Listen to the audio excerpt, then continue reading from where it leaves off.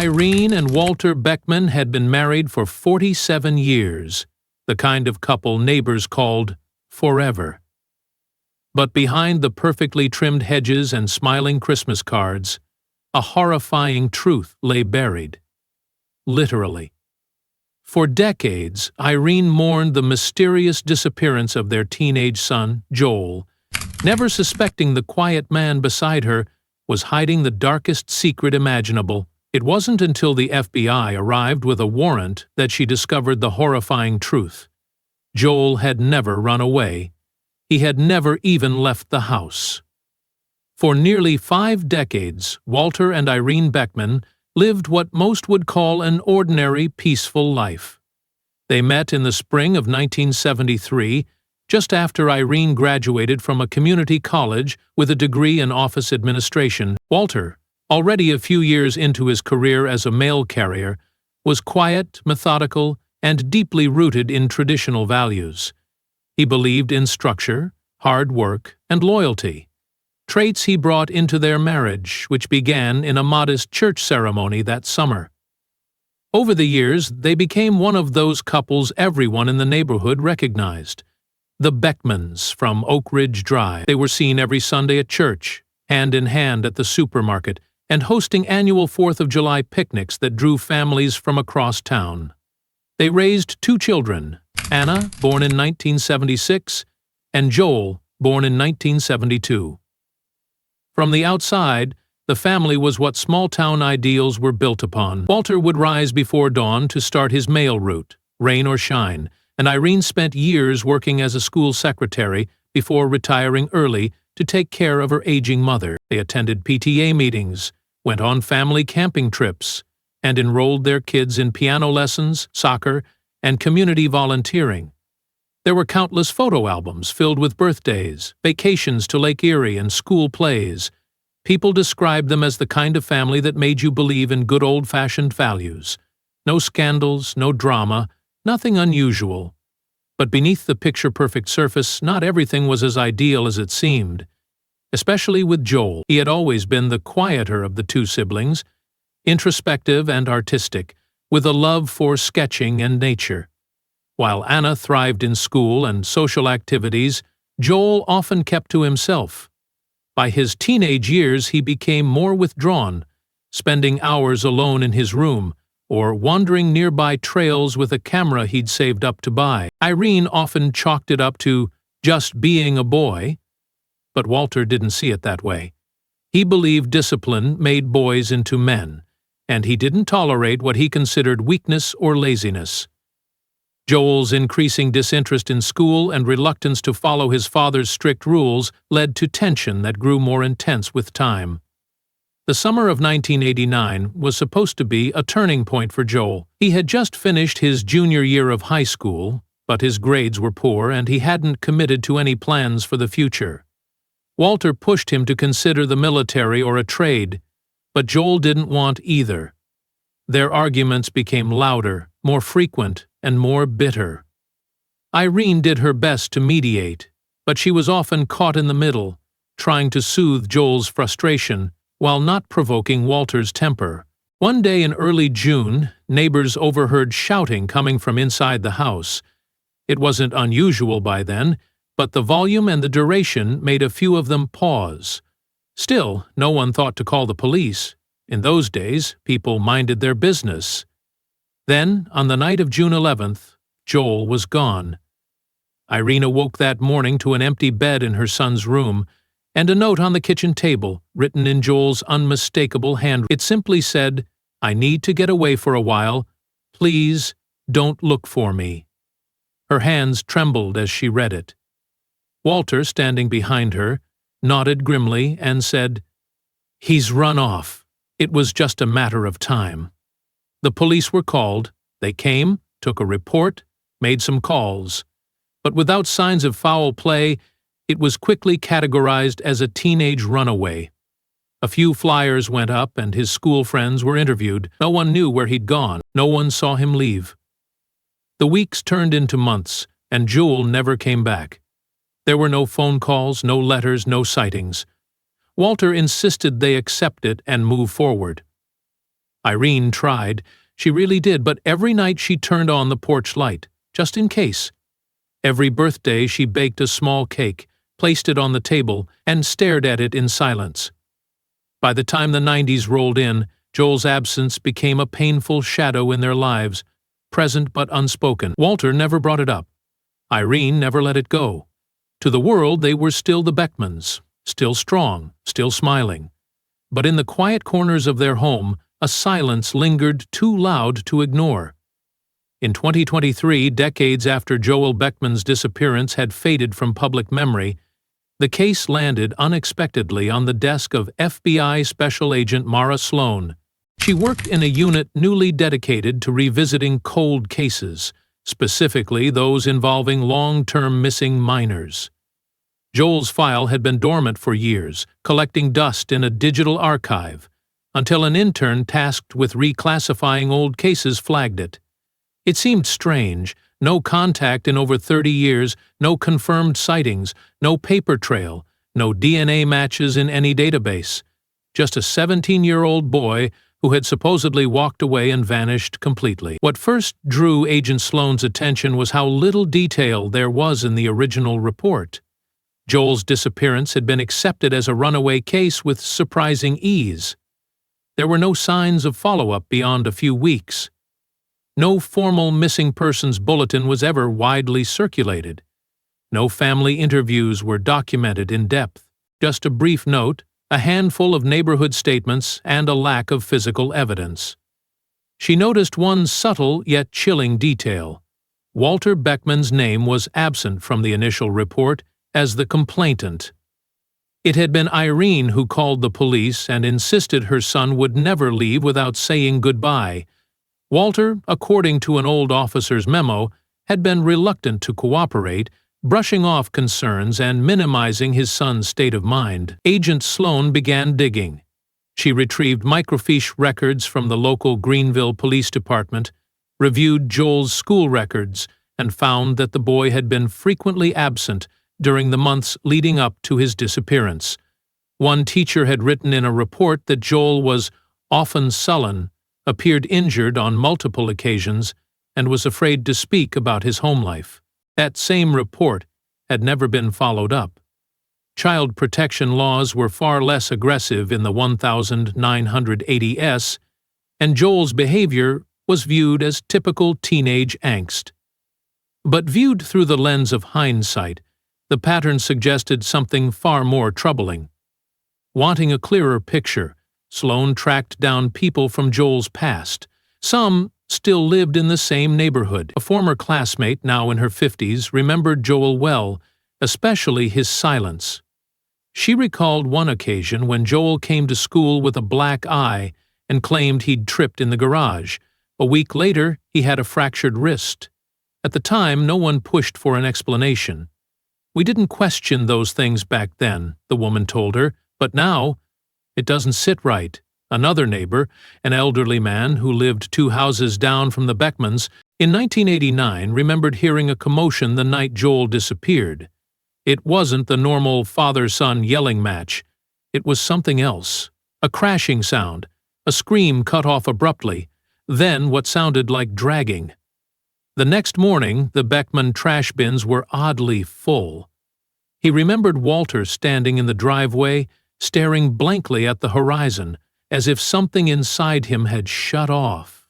The neighbor had assumed it was the stress of his son leaving, but after all these years he wondered if it had been something else. Digging deeper, Sloan ordered a forensic review of the Beckmans' property history. She found no renovation permits filed between 1989 and 1995.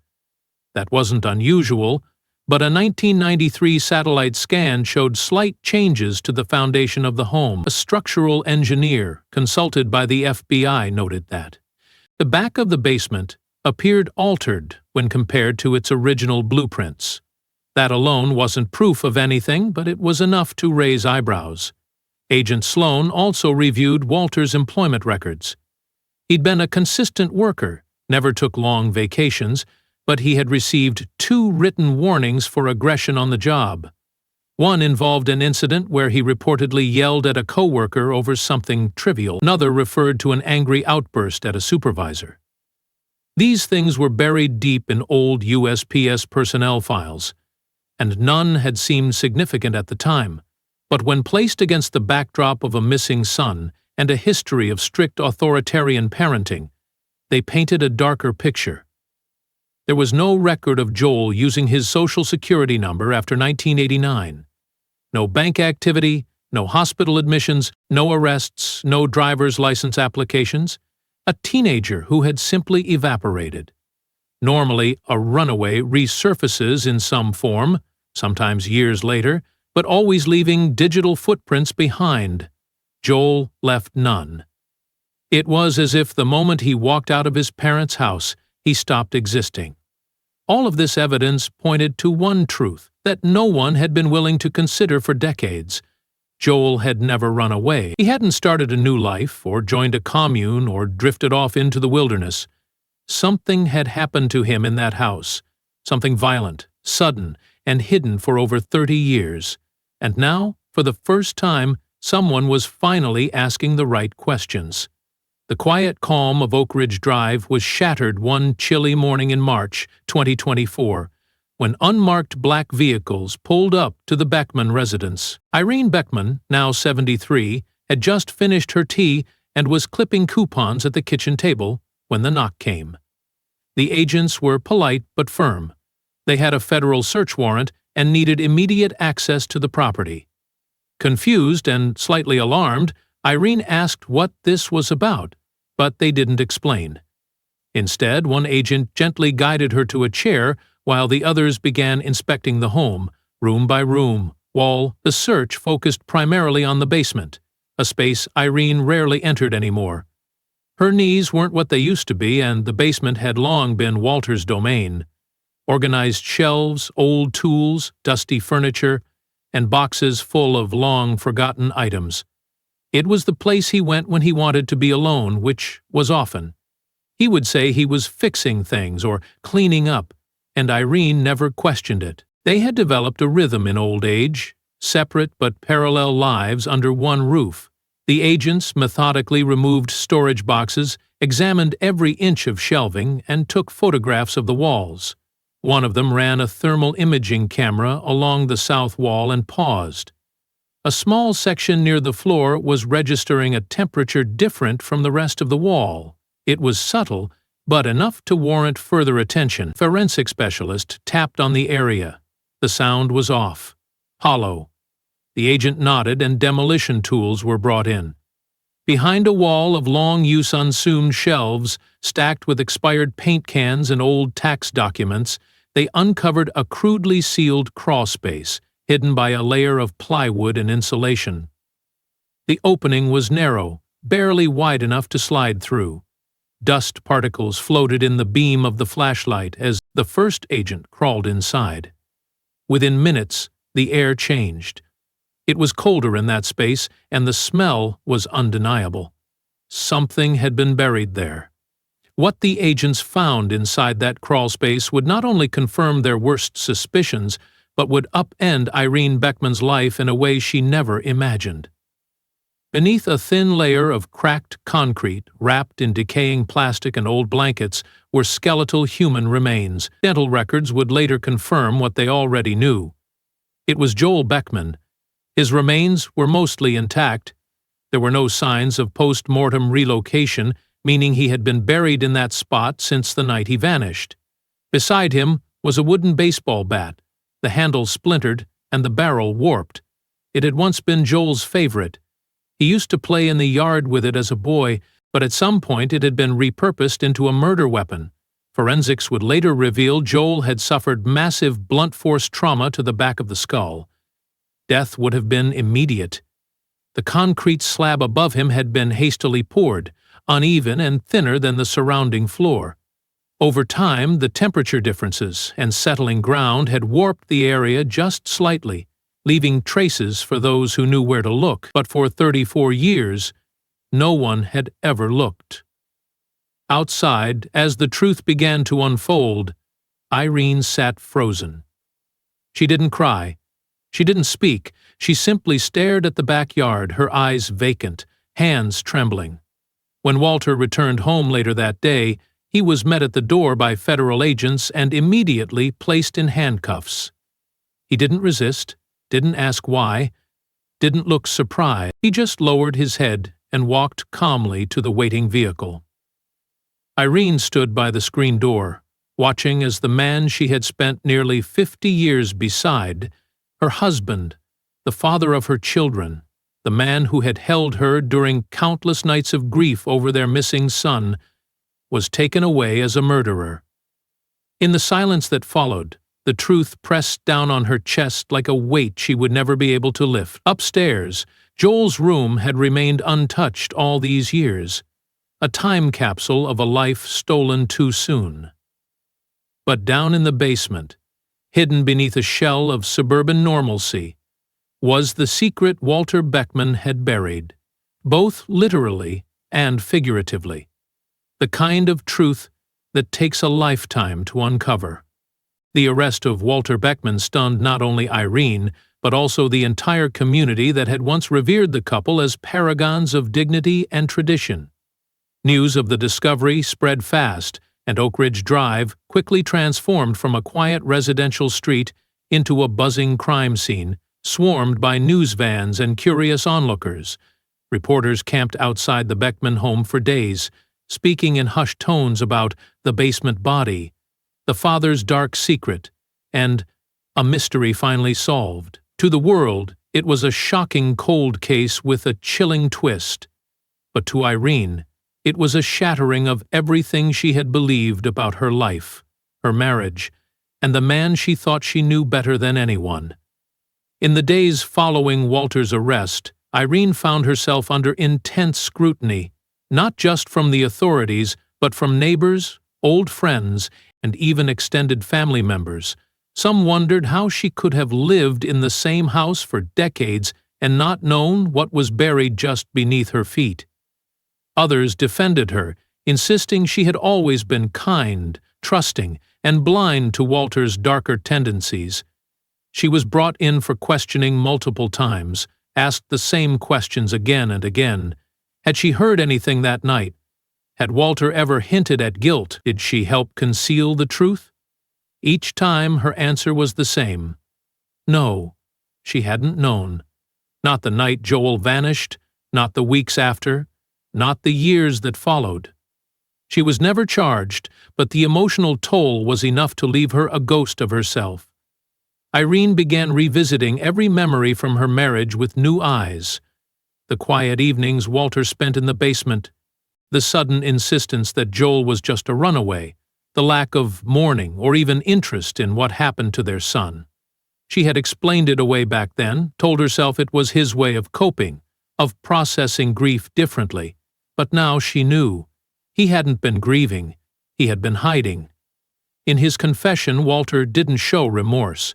He explained his actions to investigators with cold detachment, stating that he had lost control during one of their arguments. Joel had refused to follow his rules, had disrespected him repeatedly, and Walter claimed he snapped. He admitted to striking Joel with the baseball bat during a heated confrontation. Joel died instantly. In a panic, Walter hid the body in the crawlspace and returned later to cover it with concrete. He didn't cry. He didn't consider turning himself in. Instead, he crafted a simple note in Joel's handwriting — he had studied his son's penmanship from old notebooks — then placed it on the kitchen table. The next morning, he told Irene he believed Joel had run away and convinced her, over time, to stop hoping he'd return. He watched his wife suffer in silence year after year and said nothing. For 34 years, he lived a double life: devoted husband on the surface, secret killer underneath. The FBI used his confession to build a solid case, but they still pursued corroborating evidence. Investigators combed through old belongings in the basement and found the original cement bags he had used, tucked in an unused crawl space behind a false wall. There were handwritten instructions, purchase receipts dated just 2 days after Joel disappeared, and even a set of gloves with traces of dried blood and concrete dust. The case against Walter Beckman was airtight. When Walter was brought into court for his arraignment, Irene attended the hearing. She sat in the back, barely recognizable from the smiling woman in her old church photos. She watched as Walter, her husband of nearly 5 decades, entered the courtroom in shackles, his face expressionless. He didn't look at her. He never would again. She didn't cry. She didn't speak. She simply sat there, holding the folded note Joel had supposedly written the night he vanished. Now, she knew it had never come from him. It was a lie layered over murder. A cruel forgery designed to kill not just her son, but the truth. In the months that followed, Irene withdrew from public life. She stopped attending church, stopped taking calls, stopped answering the door. Her home, once full of life and family memories, became a mausoleum of lost trust and buried secrets. The porch light remained on, not in hope, but in mourning. A final, flickering symbol for the boy who had never left home, and the mother who had never really known the man beside her. Walter Beckman's trial began in the fall of 2024, under a heavy blanket of public interest and emotional gravity. The prosecution presented the case with unwavering precision. The concealed remains of Joel Beckman, the forensic evidence linking Walter to the murder, the staged runaway note, and the damning confession he offered without hesitation. For many in the courtroom, especially those who had known the Beckmans for decades, the shock had not faded. Walter had lived among them for over 30 years with a secret that should have torn him apart, but he had gone to church, mowed his lawn, and smiled for Christmas cards like any ordinary man. That disturbing contrast became a chilling centerpiece of the trial. How someone so seemingly normal could carry out something so monstrous and live with it for the rest of his life. The defense tried to shift the narrative by portraying Walter as a man under immense pressure, claiming that Joel had become increasingly rebellious and volatile, and that the incident was never premeditated. But that argument crumbled under the weight of the evidence. Walter hadn't simply lost control. He had spent hours constructing a false narrative, disposing of the body, sealing it beneath concrete, and then lying for decades. That kind of deception didn't emerge from panic. It required cold calculation. The jury saw through it. After only 2 days of deliberation, Walter Beckman was found guilty of second-degree murder, tampering with evidence, and obstruction of justice. At his sentencing, the judge called the act unforgivable, in both cruelty and cowardice. He was given 40 years to life, a sentence that ensured he would die in prison. Walter showed no visible emotion when the verdict was read. He neither looked to the audience nor attempted to address the court. He stared ahead, as though nothing around him mattered anymore. He was led away quietly, the door shutting behind him for the last time. For Irene, the finality of the trial did not bring the closure others assumed it would. If anything, it deepened the ache. She had spent 34 years waiting for her son to come home, clinging to some fragile strand of hope that maybe, just maybe, he was out there somewhere. That hope had helped her survive the long nights, the empty holidays, the quiet birthdays. Now she had the truth, but it was colder and heavier than anything she had ever imagined. Joel hadn't vanished. He had been trapped beneath their feet, silenced by the very man she had trusted most in the world. In the weeks after the trial, Irene began going through old boxes of Joel's things, stored away in closets and drawers she hadn't opened in decades. She found sketches he had drawn in middle school, images of trees, animals, and quiet cabins. He had dreamed of living in the woods, becoming an illustrator, building a life surrounded by nature. She found his journals, too, and read them for the first time. In the pages, Joel had written about his struggles with his father, the pressure he felt to be someone he wasn't, and his growing fear that something terrible would eventually happen if he didn't leave. He never mentioned violence directly, but the dread was there, buried between the lines.